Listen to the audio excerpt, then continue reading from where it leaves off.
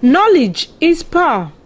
To be informed, one needs a learned practice of reading books, materials, and information that improves one's vocabulary, widens the memory and the creative mind of the individual.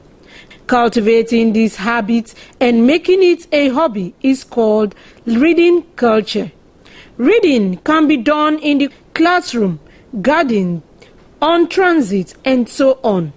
However, to assimilate, reading is best done in a serene environment like the library. The library is a quiet and peaceful place to study.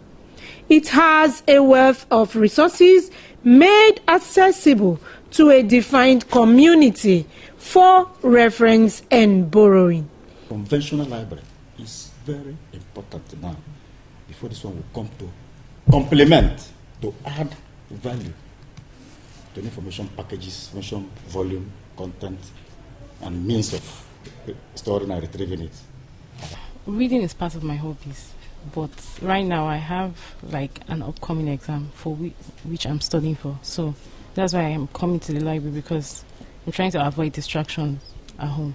So coming to the library to read, you read interesting texts, you read interesting newspapers and all the rest, It's quite very, very encouraging, and I must suggest that it is the best approach to learning and reading, actually.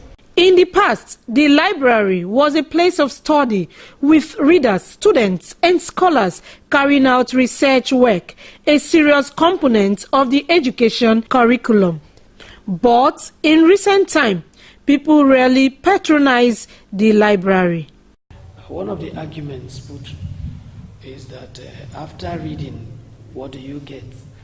Because with all your fantastic ideas, even it comes to a point where politicians, they call the shots. They won't even want to get you close, because if you know too much, then you won't be the best. Poverty is also affecting reading competence, reading skill, reading readiness. The motivation to read, one of these killing is poverty. People want the quickest way to make money now. After all, to go to school or to read, just after reading you get your certificate, then you come back again to begin to look for work. But people are going for shortcuts. What is the state of the library and reading today? We have the e-resources, we have the physical resources. For the physical resources, we organize them according to the faculties, the department programs, and we arrange them in floors.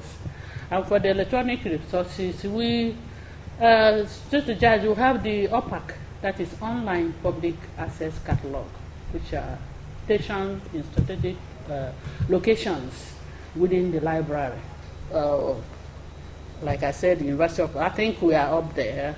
I'm not boasting. We are really trying, and we are grateful to TED Fund, who is making some of the things possible. Some of the facilities we have to showcase possible, and the university management, they are really cooperating. I went to the one that they have in Afam Street, the state library there, and couldn't find anything there, and that has really reduced the reading rate of students. Our reading culture, generally in Port Harcourt, is too low.